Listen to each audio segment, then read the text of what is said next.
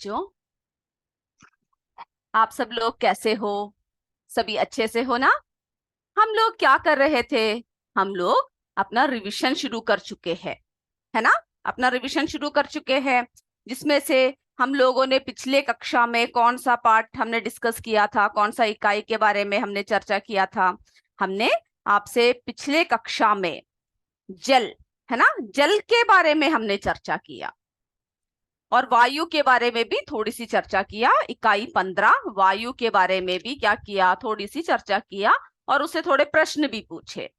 आज हमने आपसे कहा था कि इकाई 15 वायु और इकाई 14 प्रकाश, इन दोनों के बारे में हम लोग क्या कर रहे हैं, जरा अपना रिवीजन कर रहे हैं। ठीक है, क्योंकि अभी एग्जाम आने वाले हैं तो हम लोग क्या करेंगे, एक एक करके सारे इकाइयों की रिवीजन शुरू कर देते हैं और आखिर में हम क्या करेंगे, आपसे थोड़े से प्रश्न पूछेंगे, जिसके लिए आप सभी तैयार रहिएगा। तो बच्चों, हम लोग हमारी इकाई 15 वायु के बारे में चर्चा कर रहे हैं। तो आप सबने वो इकाई अच्छे से पढ़ा है ना? हम क्या जानते हैं कि हमारे चारों ओर क्या है बच्चों?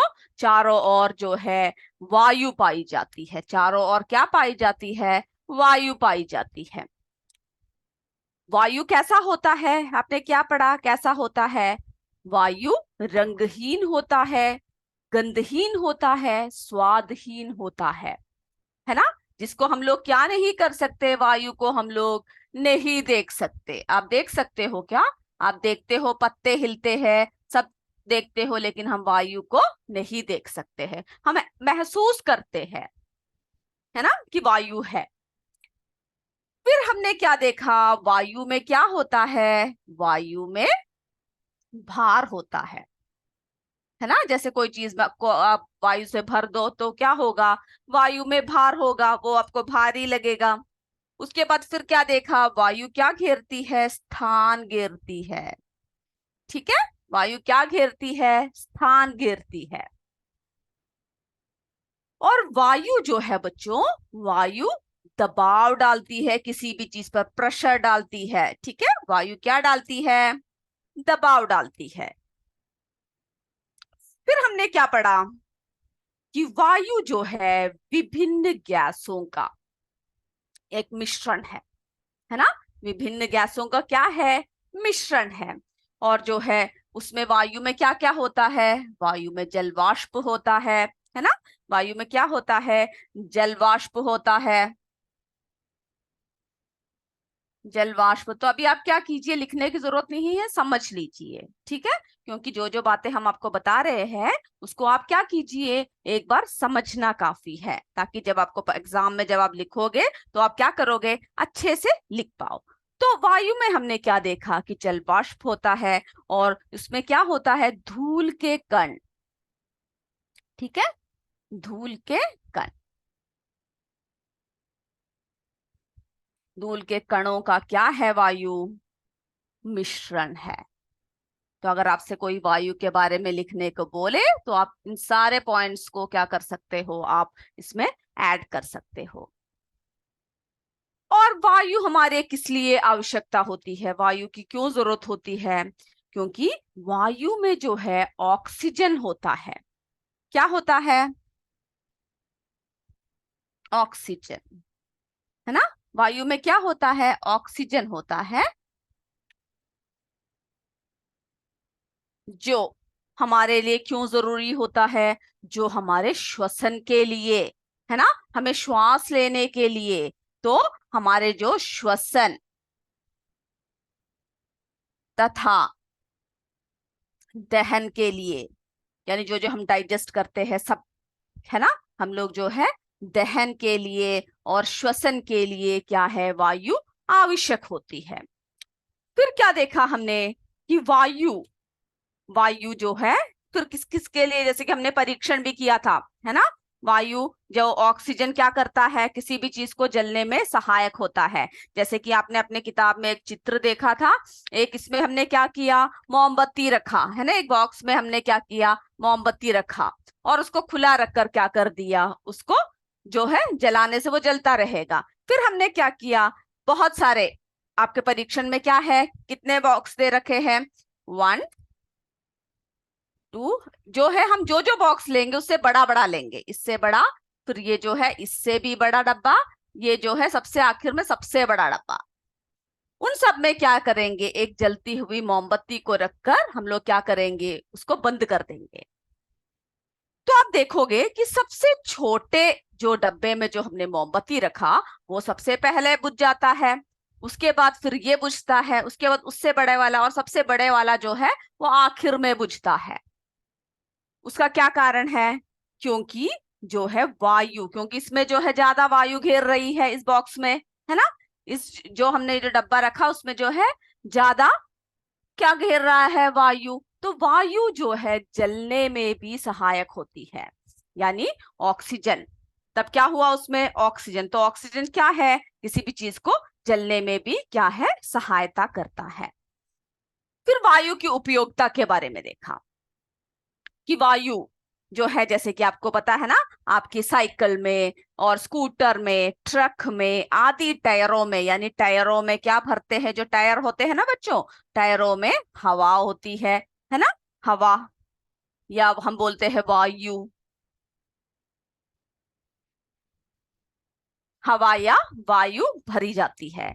इससे क्या होता है, इससे जो है जो टायर परिवहन को आसान और तीव्र बना देता है, क्योंकि पहियों से क्या होता है, तीव्र और आसान रूप से क्या होता है, चलता है। तो आपको अगर ये पूछा जाए कि वायु की उपयोगिता क्या क्या है, तो आप क्या लिख सकते हो कि जो है, जो जो भी गाड़ियां, यानी साइकिल, स्कूटर, कार, ट्रक आदि में क्या होता है, आदि में हवा, आदि के टायरों में हवा या वायु भरी होती है, और ये परिवहन को आसान और तीव्र बना देती है। फिर क्या होता है, गीले कपड़ों को सुखाने में, आपने देखा है ना, आपकी मम्मी जब भी कपड़े धोती है, या आप लोग जब भी कपड़े धोते हो तो बाहर जब डालते हो तो सूख जाता है।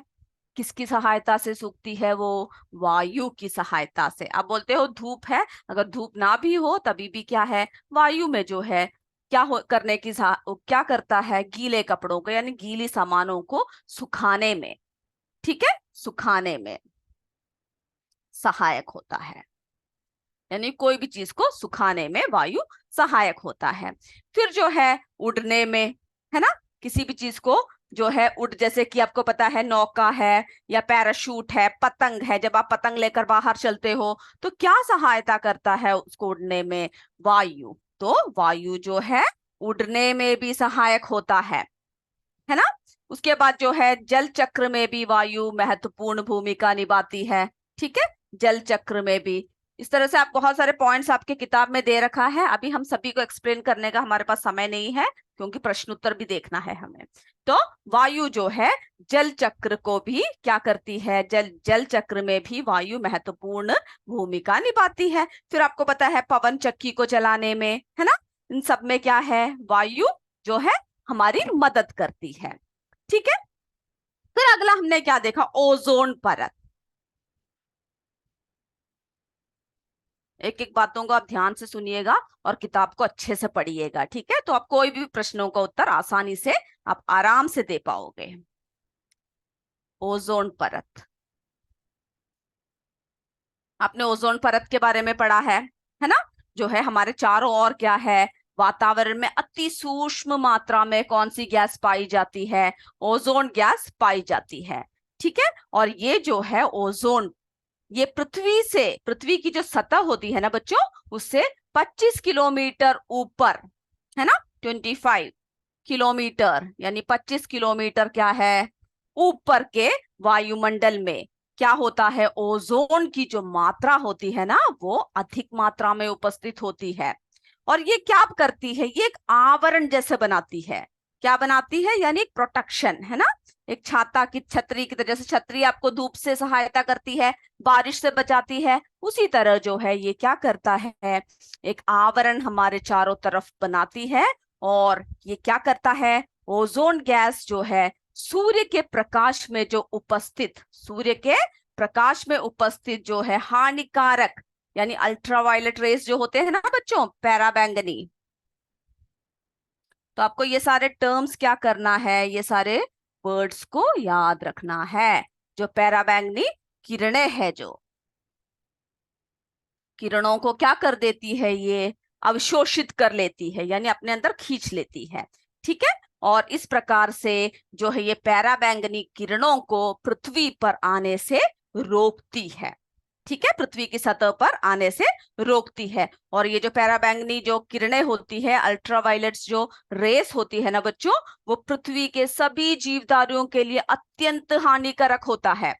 ठीक है, तो ओजोन परत को भी आप अच्छे से पढ़ लीजिएगा कि क्या है ओजोन परत का, किस तरह से क्या उपयोग है, उसको भी आप अच्छी तरह से पढ़ लीजिएगा। ठीक है, हमारे किस तरह से मदद करती है और क्या कारण है कि ये ओजोन होल या ओजोन छिद्र हो रहा है, अगर ऐसा कोई प्रश्न पूछा जाए तो आजकल जो बढ़ती हुई जो प्रदूषण है ना बच्चों, उसकी वजह से क्या हो रहा है, जो ओजोन परत की जो मोटाई है, कि मोटाई क्या हो रहा है, कम हो रहा है। ठीक है, इससे क्या होता है कि ओजोन परत, ठीक है, ओजोन परत जो है कमजोर हो रहा है, उसकी मोटाई कम हो रहा है, जिस वजह से ओजोन होल या ओजोन छिद्र हो रहा है।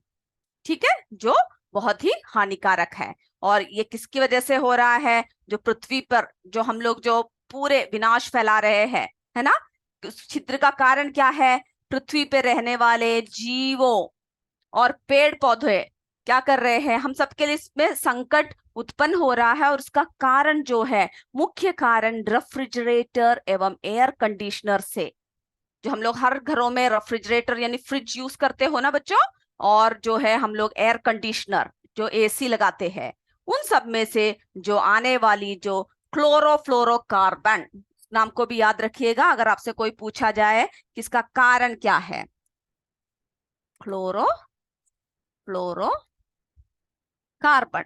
ठीक है,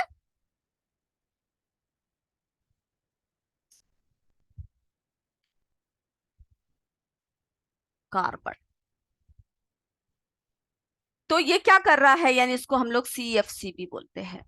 ठीक है, तो ये क्या कर रहा है बच्चों, ये जो है पृथ्वी की सतह पर आकर जो वायुमंडल में जाकर क्या करता है, ओजोन गैस को कम करता है। ठीक है, विघटित करता है, यानी इसको कम करता है। तो इतनी सारी बातें आपको क्या करना है, इस इकाई में आपको एक एक कर कर आपको याद रखना है। अब हम देखते हैं, अब हम थोड़ा सा अभ्यास प्रश्न की तरफ चलते हैं।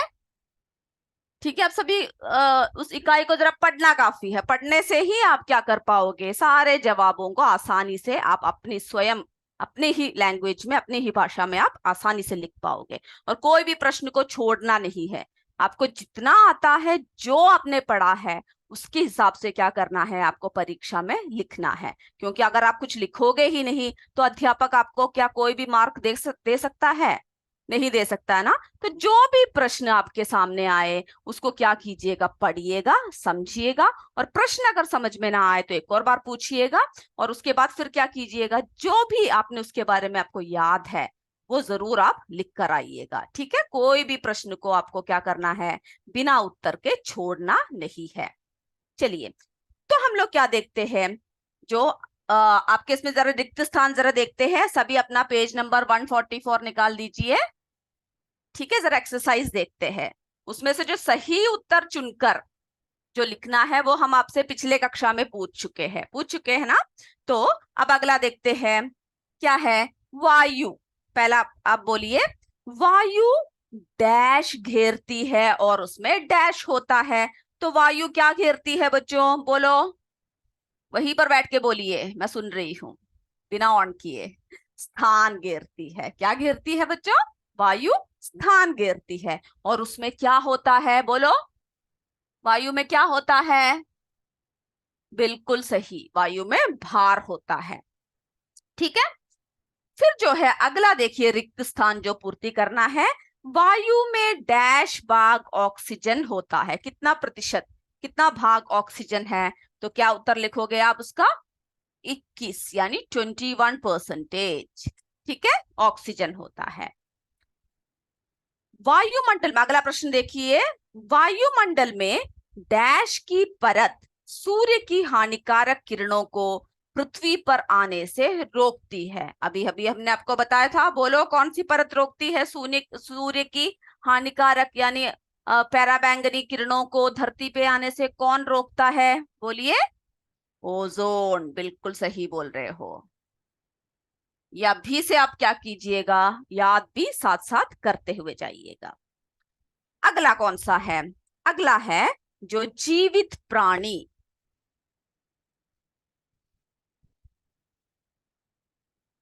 अगला कौन सा है? घ, है ना। जीवित प्राणी श्वसन क्रिया में डैश गैस लेती है और डैश निकालती है। यानी जो जीवित, जो हम लोग जैसे श्वसन करते हैं ना बच्चों, उसमें हम लोगों को कौन सा गैस की जरूरत होती है? बोलो। ऑक्सीजन, है ना। ऑक्सीजन। तो ये सब बातें आप अच्छे से याद रखिएगा। तो हम लोग कौन सा गैस लेते हैं? ऑक्सीजन लेते हैं। और कौन सा गैस जो है हम लोग बाहर निकाल देते हैं? अगर कोई पूछा जाए तो कौन से गैस आप अंदर लेते हो और कौन से गैस को आप बाहर निकालते हो, तो कौन सा गैस है बोलो जो हम बाहर निकालते हैं? बिल्कुल सही बोल रहे हो, कार्बन डाइऑक्साइड। ये सब बातें जो है याद रखिएगा और एग्जाम में एकदम सही सही से आपको उत्तर भी देना है, ठीक है। बिना गलती के, बिना गलती के क्या करना है आपको? सही सही से उत्तर भी देना है। उसके बाद जो है आपके किताब में क्या है? सही उत्तर, है ना। आपके एग्जाम में कैसे प्रश्न भी आएंगे? कथनों में सही को सही और गलत के आगे गलत निशान लगाइए। तो सबसे पहला उसमें आप देखिए, सबसे पहला क्या दे रखा है बच्चों? जो सही उत्तर दे रखा है, किताब को आप अपने हाथ में रख सकते हो, देखकर उसमें देखिए।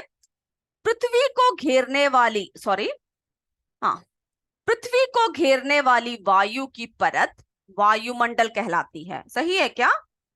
बिल्कुल सही है ना। अगला देखिए, ख देखिए। हरे पेड़ पौधे प्रकाश संश्लेषण की क्रिया में कार्बन डाइऑक्साइड ग्रहण करते हैं। सही है, क्योंकि हम लोग क्या करते हैं? ऑक्सीजन ग्रहण करते हैं और कार्बन डाइऑक्साइड छोड़ते हैं। और जो हरे पेड़ पौधे जो होते हैं बच्चों, प्रकाश संश्लेषण की क्रिया में क्या करते हैं? कार्बन डाइऑक्साइड ग्रहण करते हैं। तो वो भी बिल्कुल सही है। अगला घ,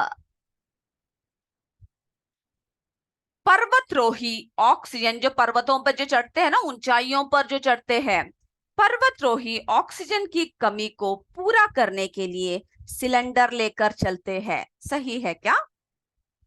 बिल्कुल सही, क्योंकि जैसे जैसे वो लोग ऊंचाई पर चढ़ते हैं क्या होता है? ऑक्सीजन घटता जाता है। जैसे कि आपने देखा है, जैसे समुद्र में जो जो जाते हैं वो भी क्या करते हैं? जो समुद्र के अंदर जाते हैं वो भी ऑक्सीजन सिलेंडर को साथ रखती है। तो उसी तरह से जो है पर्वतरोही, यानी जो पर्वतों पे चढ़ते हैं, वे भी ऑक्सीजन सिलेंडर को साथ लेकर चढ़ते हैं। अगला क्या देखा हमने? बीजों के प्रकीर्णन। घ देखिए, किताब में सब देखिए।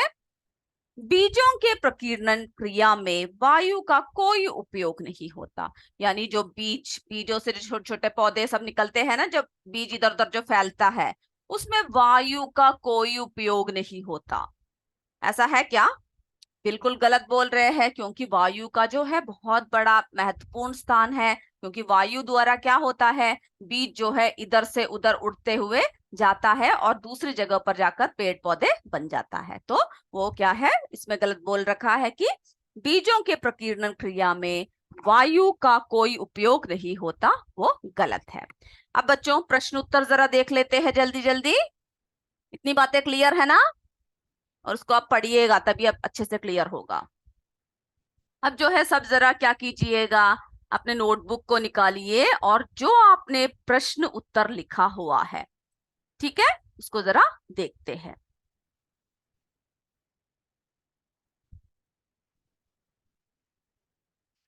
तो हम लोग जो है जरा प्रश्न उत्तर की तरफ चलते हैं, ठीक है।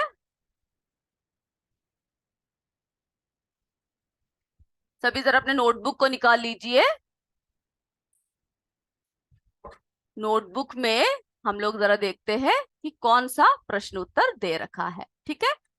आप जरा प्रश्न उत्तर को खोल लीजिए।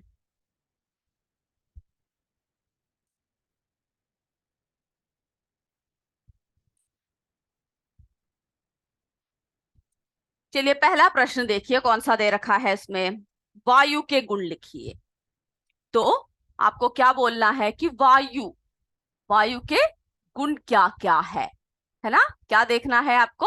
वायु के गुण कौन कौन से हैं। तो आपने क्या क्या लिखा हुआ है, वायु के गुण क्या क्या है, बोलिए। चलिए वायु जो है, वायु कैसे कैसा होता है? वायु स्थान घेरती है, वो मैंने जो लिख रखा है बच्चों मुझे मिल नहीं रहा है, तो आप जरा सुन लीजिए, ठीक है। वायु जो है क्या घेरती है? वायु जो है क्या क्या घेरता है, वायु के गुण क्या क्या है? चलिए मिल गया है, देखिए, क्योंकि अगर आप देखते हुए करोगे तो आपको जो है आसानी होगा। वायु के गुण, वायु रंगहीन, गंधहीन और स्वादहीन होता है ना? वायु में भार होता है, वायु में क्या होता है? भार। तो अगर आपसे कोई गुण लिखने को बोले तो ये सभी गुणों को आपको लिखना है। वायु दबाव डालती है, वायु स्थान घेरती है ना? इन सब बातों को याद रखिए। वायु स्थान घेरती है, वायु विभिन्न गैसों, धूल के कणों और जल वाष्प का मिश्रण है। ठीक है, वायु विभिन्न गैसों, धूल के कणों और जल वाष्प का मिश्रण है। फिर देखिए एक प्रश्न आपसे पूछ रखा है इसमें, ओजोन क्षरण किस कारण होता है? ये इंपॉर्टेंट है और आप इसको अच्छे से पढ़ लीजिएगा, ठीक है। आपने नोटबुक में लिखा होगा इसका उत्तर, ओजोन क्षरण किस कारण होता है। तो आप क्या उत्तर लिखोगे उसका? प्रदूषण के कारण ओजोन परत की मोटाई कम होती जा रही है। ये आप आसानी से लिख सकते हो ना, किसके कारण मोटाई कम हो रही है? प्रदूषण के कारण। ओजोन परत के इस क्षरण को क्या कहते हैं? प्राय ओजोन होल या ओजोन छिद्र के नाम से जाना जाता है। ठीक है, इस तरह से आप पढ़ोगे। और फिर अगला पॉइंट क्या लिखोगे आप? ओजोन छिद्र का मुख्य कारण क्या है? रेफ्रिजरेटर और एयर कंडीशनर। रेफ्रिजरेटर और एयर कंडीशनर से उत्पन्न होने वाली क्या है? क्लोरोफ्लोरोकार्बन गैस है। इसका शॉर्ट फॉर्म देखिए, CFC। ठीक है, क्लोरोफ्लोरोकार्बन गैस है। तो इस उत्तर को आप अच्छे से पढ़ लीजिएगा और इसको जो है एक एक कर कर क्या करोगे? आप लिखोगे, ठीक है। ये सबसे पहले आप क्या करोगे? इसका कारण क्या है, किस कारण से हो रहा है? प्रदूषण के कारण मोटाई कम हो रही है परत की। फिर जो है उसको किस नाम से जाना जाता है? ओजोन छिद्र के नाम से जाना जाता है। उसके बाद फिर आप क्या लिखोगे? इसका मुख्य कारण क्या है? किसी भी तरह से आपसे पूछा जा सकता है। ठीक है, तो ये क्लियर है ना बच्चों? चलिए, तो अब हम क्या करेंगे, बोलो। अब हम लोग जो है, हमने आपसे पिछले कक्षा में क्या बोला था, कौन सा पार्ट भी जरा पढ़ना है हमें, कौन सा भी रिवीजन करना है हम लोगों को, जो है प्रकाश, है ना? प्रकाश। आप लोगों को डेट मिल गया ना, कब है आपके एग्जाम? अगर डेट पता है तो जरा कमेंट कर दीजिए, हम देखते हैं कब हो रहा है आपका फाइनल एग्जाम, कौन सा डेट को है आ रहा है। चलिए, इकाई 14 प्रकाश। ठीक है, इकाई 16 प्रकाश। तो इसके बारे में हमने क्या क्या देखा? प्रकाश क्या है? प्रकाश जो है क्या होता है? किसी समांगी पारदर्शी माध्यम में, किसी समांगी पारदर्शी माध्यम में प्रकाश के गमन पथ को क्या कहते हैं? जो है किसी भी यानी किसी भी स्ट्रेट लाइन में जो प्रकाश का जो गमन होता है उसको हम लोग प्रकाश की किरण कहते हैं। ठीक है, प्रकाश की किरण, की किरण। फिर जो है प्रकाश के स्रोत कौन कौन से देखे हमने? प्रकाश के स्रोत यानी जो है जिन साधनों से भी हमें प्रकाश या ऊर्जा, प्रकाश ऊर्जा प्राप्त होती है, उनको क्या कहेंगे हम लोग? प्रकाश स्रोत कहेंगे।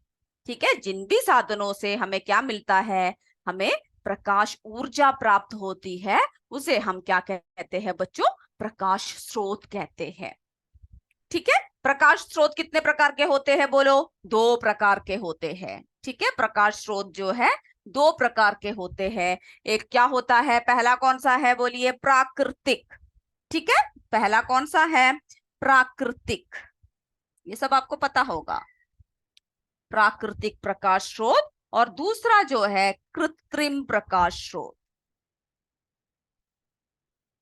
कृत्रिम प्रकाश स्रोत, या हम लोग उसको क्या बोल सकते हैं, मानव निर्मित प्रकाश के स्रोत बोल सकते हैं। ठीक है, और प्राकृतिक प्रकाश स्रोत कौन सा है, जो हमें प्राकृतिक रूप से मिलता है ना, जिसे जैसे कि सूर्य हुआ, तारे हुए, सब क्या है, प्राकृतिक प्रकाश स्रोत है। ठीक है, और जो है मानव निर्मित प्रकाश स्रोत यानी कृत्रिम प्रकाश स्रोत जो होता है, जैसे कि जलती हुई मोमबत्ती हुआ, दीपक हुआ, लालटेन हुआ, या फिर विद्युत बल्ब है ना, ट्यूब लाइट, फिर CFL, एल LED, ये सब हमने आपको दिखाया अभी था जब हमने क्लास लिया था, याद होगा आपको। ठीक है, तो ये सब जो है क्या है, कृत्रिम प्रकाश स्रोत है या मानव निर्मित प्रकाश के स्रोत है। फिर हमने दीप्त एवं अदीप्त वस्तुओं के बारे में चर्चा किया। फिर हमने किसके बारे में चर्चा किया, दीप्त एवं अदीप्त वस्तुओं के बारे में चर्चा किया था, है ना। जो वस्तुएं स्वयं प्रकाश उत्पन्न करती है, स्वयं प्रकाश उत्पन्न करती है, उन्हें क्या कहते हैं बच्चों, उन्हें दीप्त वस्तुएं कहते हैं, है ना, उन्हें दीप्त वस्तुएं कहते हैं। जैसे कि क्या है, स्वयं प्रकाश, जैसे कि मोमबत्ती हुआ, है ना, जैसे हमने जलती हुई मोमबत्ती, सूर्य, तारे, लैंप, विद्युत बल्ब, ट्यूबलाइट, है ना, ये सब क्या है, दीप्त वस्तुएं हैं। और जो स्वयं प्रकाश नहीं उत्पन्न करते, जो स्वयं प्रकाश नहीं उत्पन्न करते, उन्हें हम क्या कहते हैं, अदीप्त वस्तुएं। ठीक है, अदीप्त वस्तुएं, जैसे कि मेज हुआ, कुर्सी हुआ, चारपाई, पुस्तक। और हमने आपको एक और उदाहरण दिया था जो इंपॉर्टेंट है, चंद्रमा अदीप्त है। ठीक है, चंद्रमा, क्योंकि चंद्रमा जो है क्या है, रात को जो है क्या करता है, चंद्रमा का स्वयं का प्रकाश नहीं है, स्वयं दीप्त नहीं है। ठीक है, जो सूर्य के प्रकाश के परावर्तन द्वारा चंद्रमा क्या करता है, प्रकाश प्राप्त करता है। तो हम ऐसा करते हैं, इसके बारे में हम आगे की कक्षा में चर्चा करेंगे। अभी थोड़े से प्रश्न प्रकाश में से हम आपसे पूछते हैं। ठीक है, समय की कमी है तो इसीलिए हम लोग क्या कर रहे हैं, जल्दी जल्दी हमारे जो है क्या कर रहे हैं, अपने पाठ को देख रहे हैं। तो बच्चों देखिए, प्रश्न पूछ रहे हैं हम लोग प्रकाश से, आप ध्यान से देखिएगा। ठीक है, पहला प्रश्न, सब किताब बंद कर दीजिए, नोटबुक हाथ में रखिए और उत्तर के लिए तैयार हो जाइए। वे पदार्थ जिनसे प्रकाश आंशिक रूप से निर्गत होता है डैश कहलाते हैं, यानी वो क्या कहलाते हैं, प्रदीप्त, पारदर्शक, पारभासी। ये सब आपके किताब के एक्सरसाइज में ही दे रखा है, तो क्या करना है, आपको अच्छे से पढ़ना है। ठीक है, आंशिक रूप से, उत्तर लिख लिया।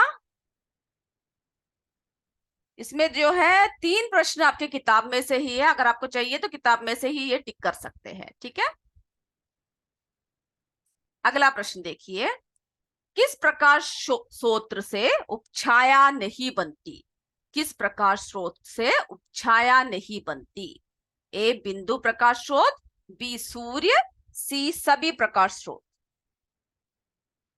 उपछाया नहीं बनती। सब आपको पढ़ना है, अगर नहीं आता तो अगली कक्षा में पढ़कर आओगे।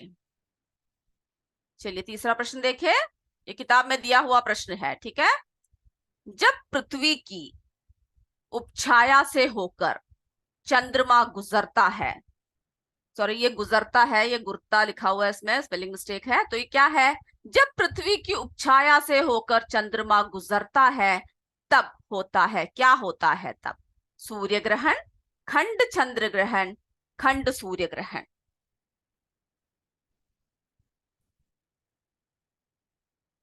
टिक कर लिया। ये सब का उत्तर आप कैसे दे सकते हो, अगर आपने किताब सही से पढ़ा हो तो।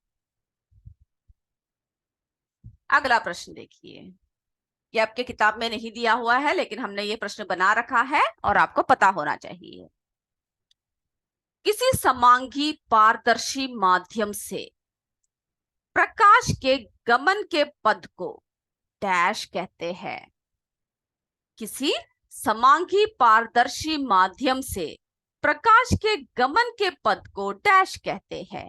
ए प्रकाश की किरण, बी प्रकाश, सी सूर्य। जल्दी बोलिए क्या कहते हैं।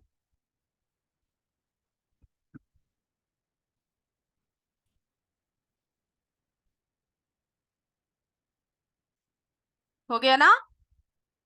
जल्दी जल्दी उत्तर लिखना है, ठीक है? 4 ए बी सी जो भी है आप जल्दी से लिख लीजिएगा। सूर्य और तारे डैश प्रकाश स्रोत है। सूर्य और तारे डैश प्रकाश स्रोत है।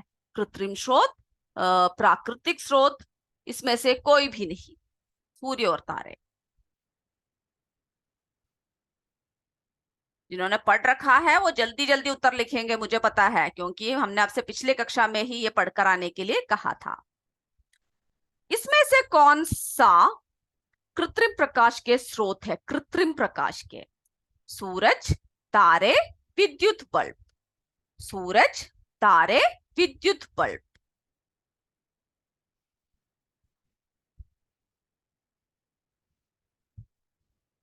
हो गया?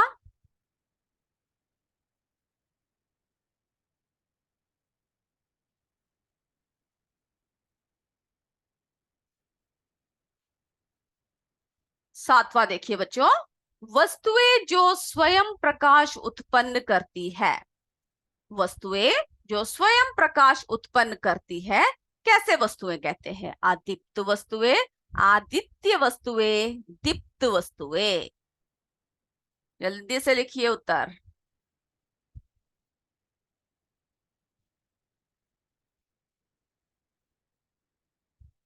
लिख लिया ना? अगला देखिए, प्रकाश के स्रोत कितने प्रकार के होते हैं? 2 प्रकार, 3 प्रकार, 4 प्रकार।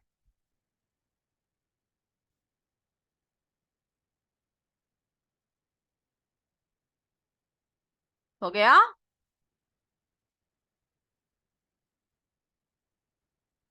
नौवा देखिए, जुगनू तथा कुछ समुद्री मछलियां भी डैश उत्पन्न करती है। क्या उत्पन्न करती है जुगनू जुगनू और समुद्री मछलियां? कुछ समुद्री मछलियां पानी, प्रकाश, अंधेरा।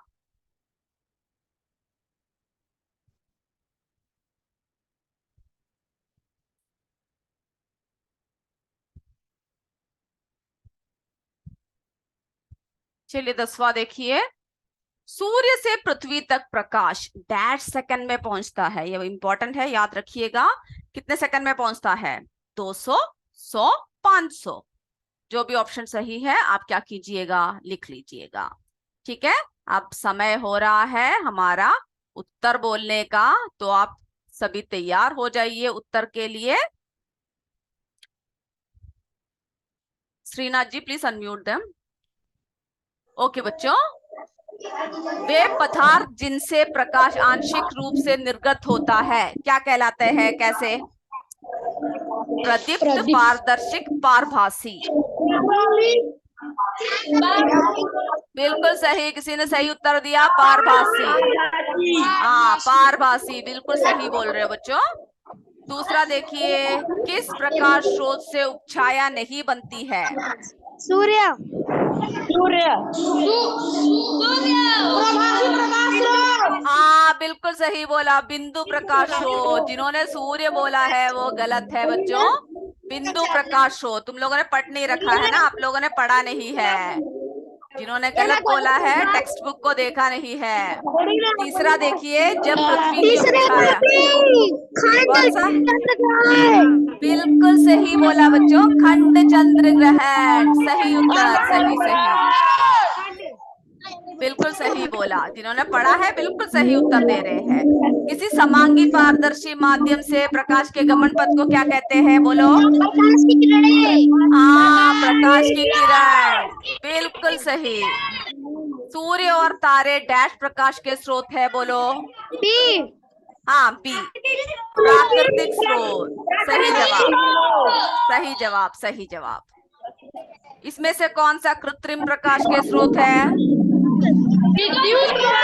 विद्युत बल्ब, बिल्कुल सही उत्तर बच्चों। बोलोगे? अगला बोलिए, वस्तुएं जो स्वयं प्रकाश उत्पन्न करती है। हाँ, दीप्त वस्तुएं, सही जवाब। प्रकाश के स्रोत कितने प्रकार के हैं बच्चों? दो, बिल्कुल सही जवाब। जुगनू और कुछ समुद्री मछलियां भी क्या उत्पन्न करती है? प्रकाश, सही जवाब। चालू करा। सूर्य से पृथ्वी के कितने सेकंड में पहुंचता है? हाँ, बिल्कुल सही, 500। तो मेरे बच्चों, आपने सही सही सारे उत्तरों को पढ़ रखा है। अब अगली कक्षा में हम लोग क्या करेंगे? अगली कक्षा में जो है हम लोग प्रकाश और जो है कार्य तथा ऊर्जा, ठीक है। अगली कक्षा में हम लोग जो है प्रकाश कौन कौन से पढ़कर आना है आपको? Okay Shrinath ji, please mute them. अगली कक्षा में जो है आपको इकाई 14 प्रकाश और इकाई 13 ये दोनों पढ़कर आओगे, ठीक है। इसका रिवीजन करेंगे हम लोग। इकाई 13 कार्य तथा ऊर्जा, ये दोनों आप क्या करोगे? अच्छे से पढ़कर आओगे। तो मेरे बच्चों, मुझे उम्मीद है आप अच्छे से पढ़ रहे हो। अगली कक्षा में हम फिर मिलेंगे। तब तक जय विद्या शक्ति, जय हिंद, जय भारत। धन्यवाद मेरे बच्चों।